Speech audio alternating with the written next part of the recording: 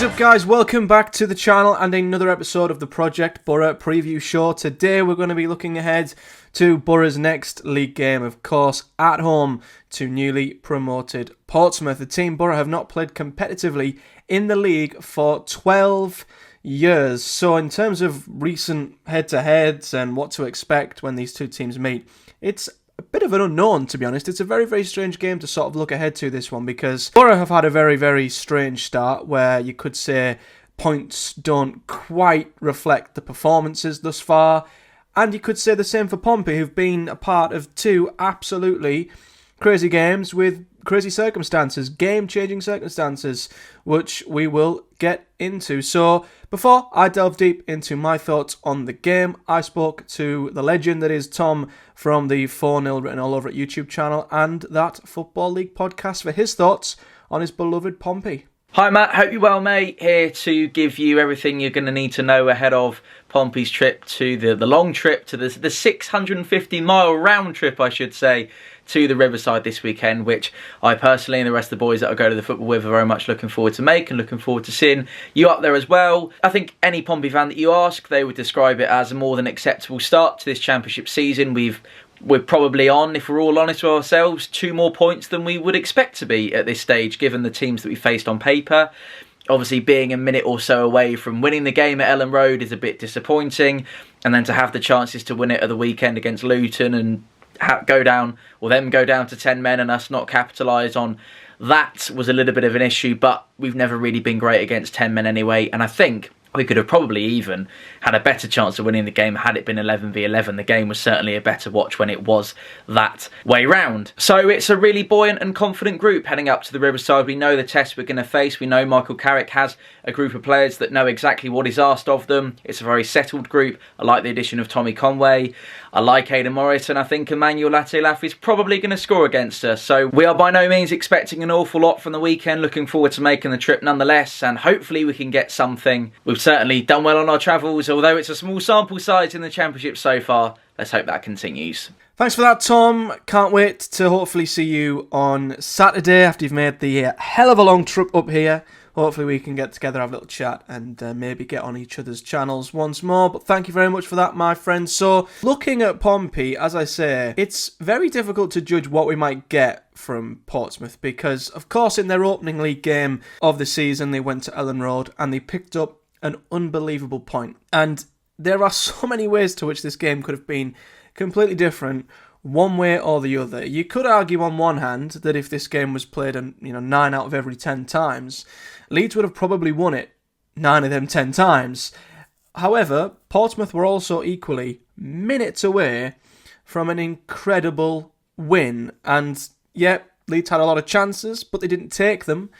And Pompey were very, very clinical on the day when they did get their opportunities. And that sounds very similar to what could happen against a Boro side who, like Leeds, will have more of the ball, will probably create a lot of chances, and probably not put most of them away. Boro are currently right up there at the top of the XG charts as we were last season, but we are also up there in the top 3 for the most chances, big chances missed so far. So the same old habits that cost Boro against these sort of teams have started already this season, and at home to Pompey is the exact template of game that could follow the same script. And it's the exact type of game that Boro struggled with last season. We saw it last week with Derby, and albeit that was in crazy circumstances with Derby not threatening at all, Boro giving them the lead in that case, we simply couldn't break them down. And we had the same problem last season at home, and we might have the same problem with Pompey again, depending on how they want to come and play. So the Leeds game, you can't really judge Pompey one way or the other because they could have won, they could have lost, but they didn't. And then you go to last week's game at home to Luton, a fantastic point at home to Luton, no doubt about it, but the game was kind of ruined once Luton's goalkeeper was sent off. That sort of ruined the flow of the game, so we never truly got a proper reflection on how Pompey might have fared in that one too. So I find them an incredibly tough team to judge at this point of the season. But all I can say is if Pompey want to come to the Riverside and follow a similar style as to what other teams have done, then they might be in with a good chance of coming away with something if they want to sit back and defend, if they want to just play for a point, try and counter us and take the odd chance or capitalise from a set piece. That might be their best way. Or they might want to come up here and say, nope, we want to play our way, we want to play football, possession-based football in their 4-2-3-1, and if they do, that's when they need to be careful. Boro do not pick them off. So, yeah, so far, with Pompey, a very, very tough team to judge, but certainly the style of fixture Boro need to be incredibly careful of. Obviously, as I say, not much data in terms of how Boro would fare against Pompey, but what I can say from a Pompey point of view is in terms of their away record, they are very, very good. Last season in League One, they had the outright best away record in the league. They lost only 2 from their 23 league away games, and they conceded only 14 goals. So that makes me a little concerned from a Boro point of view that if Pompey do want to come up and defend, they will do so. But from what I've heard, they don't just want to come up and make up the numbers like a Rotherham. They want to come and try and play football. So I'd be intrigued to see what their approach will be here. As for the Pompey team, they do have quite a few injuries. From what I gather, they've got injuries in centre-back. They've got big injuries up front as well. Their big top goal scorer, their main man up front, Colby Bishop, unfortunately, is out with a heart condition that he picked up in pre-season, I believe, during testing. So he's going to be out for a while. He's a huge loss for them. Nyengi is another one who I believe is a potential player who can play as number 9. He is likely to be out, I believe, with a groin injury. As I say, injuries at the back too. Another player who'll be out for Portsmouth, of course, is Sami Silvera. He's played every game thus far for Pompey, started every game. Sounds like he's done okay as well, which is good to hear from a Boro point of view, but of course he'll be ineligible to play against his, employer, is that the word? His parent club, that's the word I'm looking for. So he will be a bit of a miss on the left-hand side for them. Matt Ritchie could be the player, I believe, who could come in. He's, of course, come from Newcastle back to one of his early clubs, maybe his boyhood club, not too sure on that one, but he's barely played any football, so it'll be interesting to see if they drop Matt Ritchie in on the wing and how he'll fare getting up to speed. Boro might be able to potentially benefit down our right hand side if he is in place of Sami Silvera.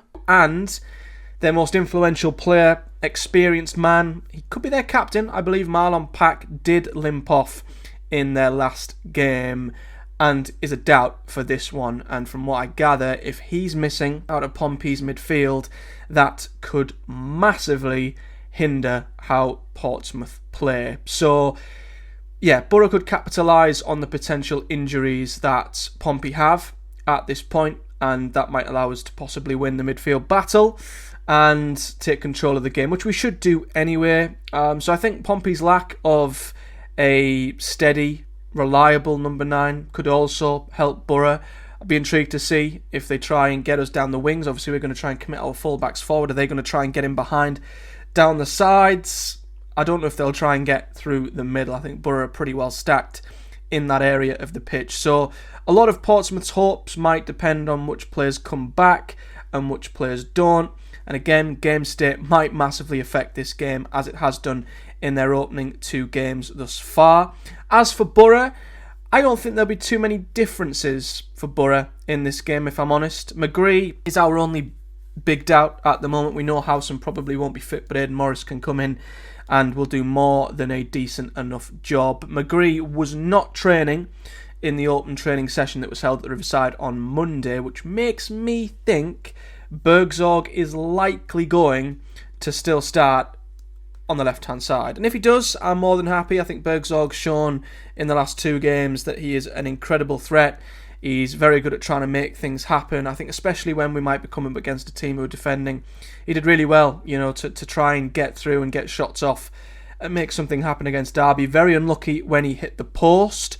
So I think he could still provide the key to maybe getting through. And on the Boro team, I think just looking back to the Derby game, I would like to see a better performance from Lucas Engel. I'm quite happy with the rest of the side, as I say. I've got no qualms about the defence. I think defensively we've been extremely strong thus far. I've only conceded a single goal, because of that error from Isaiah Jones. So I think maybe Pompey's lack of a striker and Borough's defensive solidity at this point will hopefully benefit us and make it very hard for Pompey to get a goal here. And pretty much, if you look at the Swansea home game, in the opening day, Swansea's only real opportunities came from Borough's individual errors. So if we can cut out the individual errors, that shall hopefully limit Pompey to opportunities. I've got no worries about the midfield with Hackney and Morris. I've already mentioned Bergzog, of course. I'd like to see Jones have a bit of a redemption game, of course, and that's the one to look out for if you're a Pompey fan, of course. He's been on fire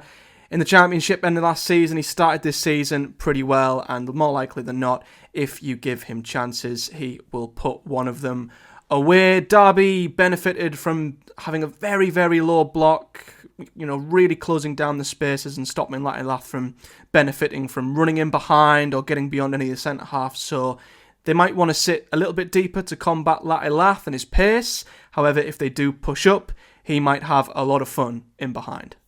It's all down to whether we can get in early. If Boro can get the first goal, and this is extremely, I think, similar to what we had last week at Derby, the first goal here could be absolutely imperative. If Pompey get their hands on it, like Derby did last week, I would not be surprised to see a similar approach. And even if Pompey come out quite quickly and they try and play football and they try and sort of go blow for blow with Boro, if they can nick a goal, Boro will be in the same position we were in last week, which does not give me much hope in terms of our record breaking teams down. So if we can get ahead early, have a fast start. What I will say, despite all of our pressure against Derby, we didn't exactly come out the blocks quickly in that one.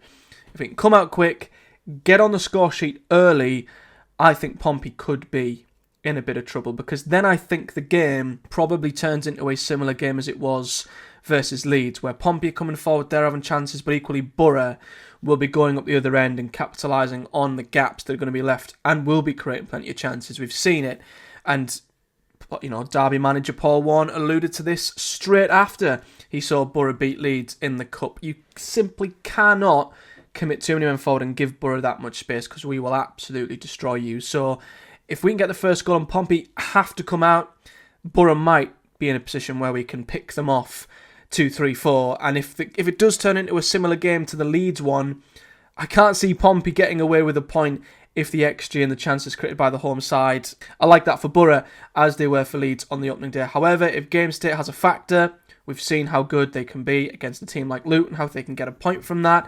So I think that's how it's going to go, one way or the other. Opening goal, absolutely crucial in this one, and I hope Boro can get it. As for the head-to-heads, as I say, it's very, very difficult to judge, but Boro's head-to-heads with Pompey aren't great. Now, none of this is really based off recent history, so you can probably read absolutely nothing into this, but I'll read into it anyway.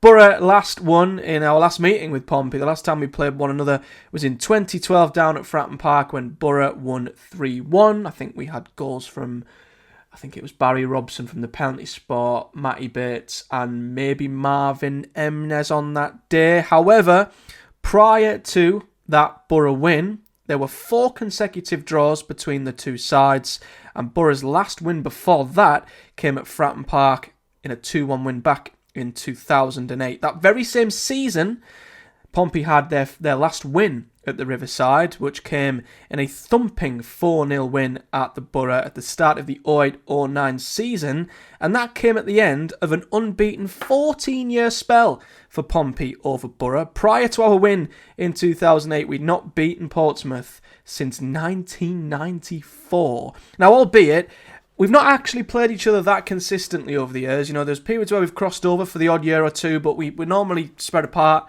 in different leagues. So, yeah, it'd be good to sort of reignite this fixture once again. But for me, none of that really makes sense. And you can't really take much out of Pompey's games thus far. But I think for Boro, you can absolutely take what happened last week and what Boro have to ensure does not happen again. If we can get a win against a team who are going to maybe come up here and defend quite a bit, it will give us huge confidence that we can do so again in future home games where teams will inevitably come and sit back. If we fail to get through Portsmouth here and drop points at home and that questionable home record from last season continues, it will only increase the pressure and the anxiety around Boro when we are at home playing these sides. So let's just get a win, one way or the other, break through a side like Pompey and come away with 3 points. And my prediction is 1-0 Boro.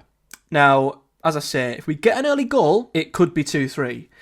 If Pompey get an early goal, I'm concerned. However, I think neither of them things will happen, and this could be a bit of a chess match where Pompey defend extremely well, have a few chances here and there. Boro dominate the game for the most part, knock on the door, and a bit like maybe the Birmingham game at home last season when Rodgers finally got us that late winner. I think Boro will break through eventually later in the second half, and it will be too late for Pompey to really fight back, and Boro will win by 1-0. But let me know your thoughts in the comment section below, your predictions on this game, your hopes, your concerns, whether you're coming at this from a Boro perspective or a Pompey perspective. I'm a big fan of Pompey. I'm really, really happy to see them back in the Championship. Great memories of when we were both, hitting big in the Premier League back in the day, winning trophies, and yeah, what a great time it was, and it's good to see us both competing again in the second tier. Big thanks to Tom, once again, from Fournillwrittenalloverit for jumping on. Looking forward to seeing you on Saturday, my friend. But other than that, let me know your thoughts on this in the comment section below. Smash a like on this video, and as always, these videos are available on your chosen podcast provider. If you want to listen to Project Boro's preview show and reviewing show on the go, you can either stay here on YouTube or go into the description of the video where you'll find links to this very show on your chosen podcast provider so you can listen to it on the go instead. But until then, fingers crossed Boro can get back to winning ways this weekend and make it 2 from 2 at home this season. And I look forward to seeing you all then. Thank you very much for watching, and I'll see you all in the next one. Up the Boro.